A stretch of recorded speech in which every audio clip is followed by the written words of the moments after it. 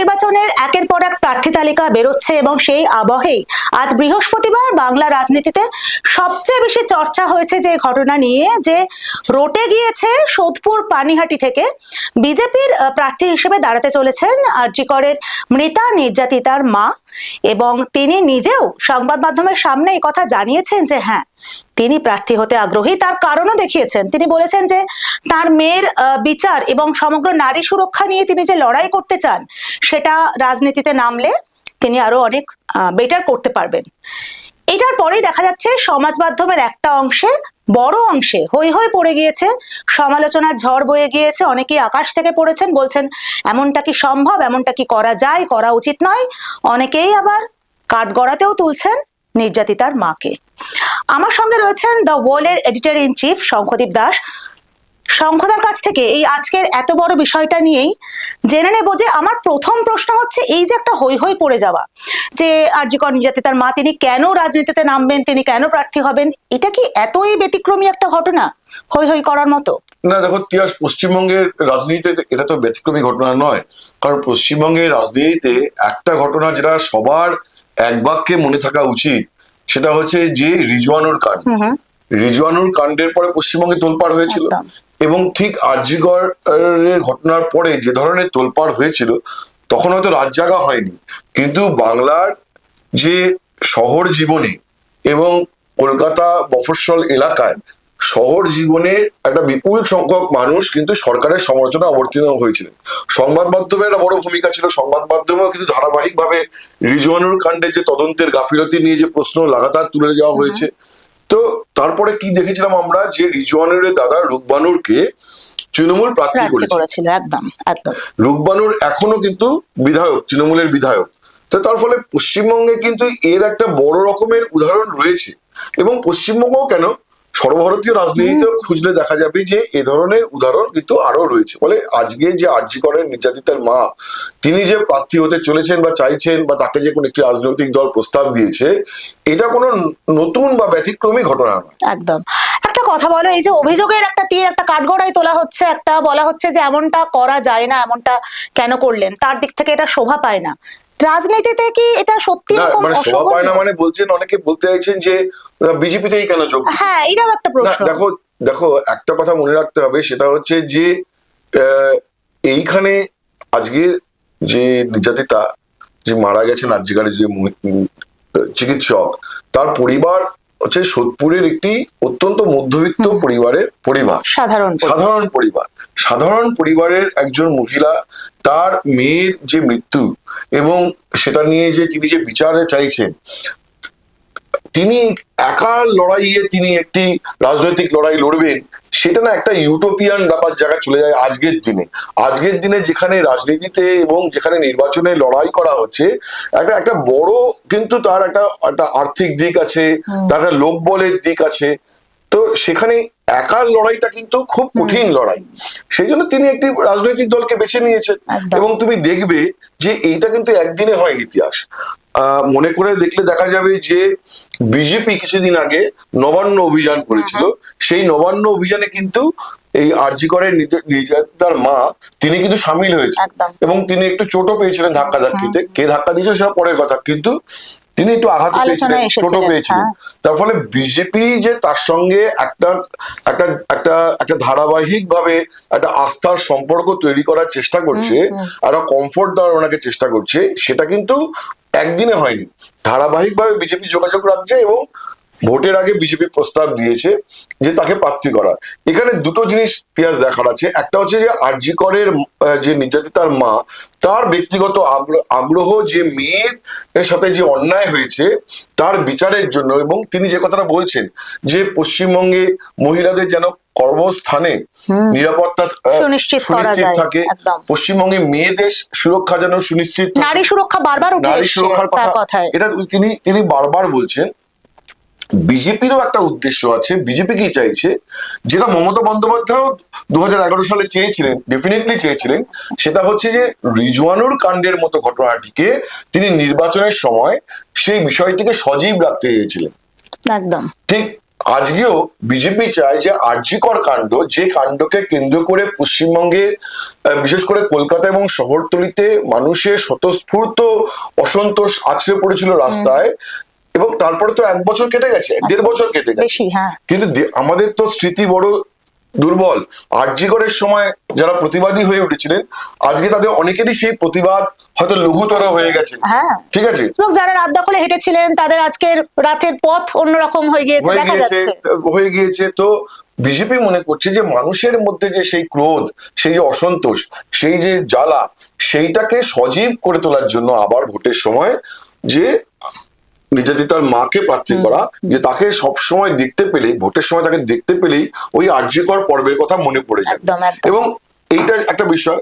2, সেটা হচ্ছে দেখো 2011 সালের তৃণমূলের যে পরিস্থিতি ছিল, আজকে বিজেপির অনেকটা সেই পরিস্থিতি, বা 2011 কেন বলবো, 2011, 2006, 2001 তৃণমূলের যে পরিস্থিতি, মমতা বন্দ্যোপাধ্যায়ের বিপুল ফ্যান ফলোয়িং, বিপুল সমর্থন, বিপুল সংখ্যক অনুগামী, একটা জনপ্রিয়তা ছিল। কিন্তু তৃণমূল খুব অর্গানাইজড, বুথ লেভেলে খুব সংগঠিত পার্টি সে সময় ছিল না, এবং তৃণমূলের প্রার্থী করার মতো তখন হয়তো অনেকে, মানে একটা জায়গায় প্রচুর লোক আছে, কিন্তু সবাইকে কি প্রার্থী করা যায়? অনেকে মনে করেন আমি প্রার্থী হওয়ার যোগ্য, কিন্তু পার্টি তাকে প্রার্থী হওয়ার যোগ্য মনে করে না। তো বিজেপিরও আজকে যে অবস্থায় রয়েছে, সেখানে যে বিজেপির প্রার্থী হওয়ার জন্য ভুড়ি ভুড়ি মুখ মজুদ রয়েছে এরকম নয়। ফলে বিজেপিও এরকম আইকনিক ফেস চায়, যে যাকে প্রার্থী করলে যে একটা বিপুল সংখ্যক মানুষ তাকে চেনেন এবং একটা ন্যারেটিভ তৈরি হয়, সেটা বিজেপিও খুঁজছিল। ফলে এইখানে দুজনের যে ইন্টারেস্ট, সেটা একটা কনভার্জেন্স হয়েছে, একটা সমন্বয় ঘটেছে। তার ফলে উনিও চেয়েছেন, বিজেপিও চেয়েছে, এর ফলে উনি বিজেপি প্রার্থী হয়েছেন। একদমই তাই, মানে বিরোধী রাজনীতির ইকুয়েশনটা হিসেব মতোই চলছে, সেখানে কোনো অসঙ্গতি নেই। সেদিনকে তৃণমূলের জন্য যে ইকুয়েশন ছিল, আজকে বিজেপির জন্য ঠিক সেই ইকুয়েশনটাই রয়েছে। সেটাই, এইখানেই দেখা যাচ্ছে যে এই যে নির্যাতিতার মায়ের প্রার্থী হওয়া নিয়ে যে আপত্তির ঝড়, যে সমালোচনার ঝড়, সেই ঝড়ের আবার একটা বড় সামনের সারিতে যারা রয়েছেন, তাদের মধ্যে বেশিরভাগই আবার আরেক শ্রেণীর বিরোধী যারা হচ্ছেন বামেরা, মানে বামেদের তরফে একটা তীব্র আপত্তি মেনে না নিতে পারা বারবার দেখা যাচ্ছে। এইটা কেন হচ্ছে, মানে বামেদের বক্তব্যটা ঠিক কি? দেখো, বামেরা তো সেই কালীগঞ্জে তামান্নার মাকে প্রার্থী করেছে, যে তামান্নার মা ভোট পরবর্তী যে হিংসার ঘটনা বলবো না, ওটা বিজয় উল্লাস, সেই বিজয় উল্লাসে যে বোমা ফাটিয়ানো হয়েছিল, সেই বোমার আঘাতে, আর আমি সেই কথাটি আমি আর বলতেও চাইছি না, এতটাই মর্মান্তিক ঘটনা আমি এই আলোচনাতেও তুলতে চাইছি না। কিন্তু ওই যে শিশু সন্তানের যে মা তামান্নাকে আজকে সিপিএম প্রার্থী করেছে, ঠিক আছে, তো এই একই কারণে করেছি, যে কালীগঞ্জে মানুষের মনে যে সেই যে তীব্র বেদনার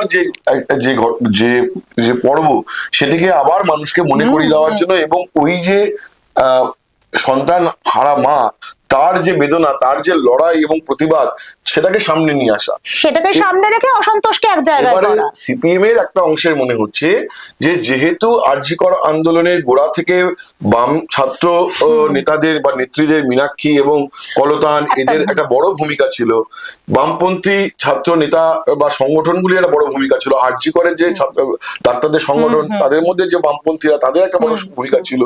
তারা মনে করেছিলেন যে খুব সহজাত হবে যদি উনি বামেদের প্রার্থী হতেন, ঠিক আছে। এইখানে একটা আঙুর ফল টকের মতো গল্প আছে। দেখো তুমি, অতীতে আমরা দেখেছি যে যখন অভিজিৎ গঙ্গোপাধ্যায় বিচারপতি, হাইকোর্টের বিচারপতি, তিনি যখন, এবং তার সাথে তো বিকাশ রঞ্জন ভট্টাচার্যের অত্যন্ত ভালো সম্পর্ক ছিল, তিনি যখন একটার পর একটা পর্যবেক্ষণ দিচ্ছিলেন বিচারপতি আসনে বসে তৃণমূলের বিরুদ্ধে বা তৃণমূল সরকারের বিরুদ্ধে, মমতা বন্দ্যোপাধ্যায় সরকারের বিরুদ্ধে, তখন বামেরা খুব উৎসাহী ছিল।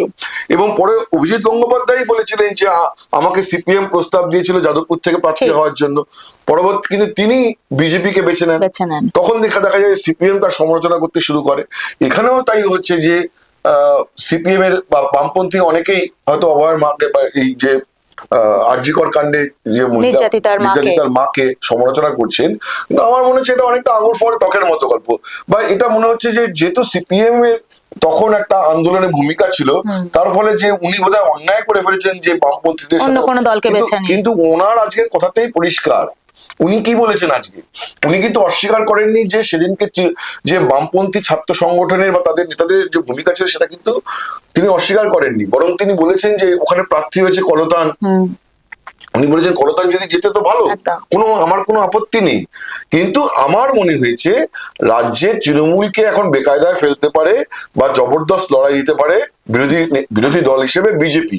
সেই জন্যই আমি বিজেপিকে বলেছি আমি প্রস্তাবে রাজি হয়েছি, এবং আমি নিজে ফোন করে বলেছি যে হ্যাঁ আমি প্রার্থী হতে রাজি। কারণ উনি মনে করেছেন যে বামেদের যে মাঠে ময়দানে নেমে লড়াই, তার থেকে বিজেপি অনেক বেশি লড়াই করছে এবং বিজেপি পর্যদস্ত করতে পারে তৃণমূলকে, সেই কারণে তিনি বিজেপিতে গেছেন। একদম। ফলে আজকে যদি এটা হতো যে সিপিএমই আজকে প্রধান বিরোধী দল এবং হ্যাঁ, সিপিএম এর একটা সম্ভাবনা দেখা যাচ্ছে যে তৃণমূলকে পর্যদস্ত করে সিপিএম বাংলা একদিন ক্ষমতা আসতে পারে, হয়তো উনি সিপিএম কেই বেছে নিতে বা বামেদের বেছে নিতে।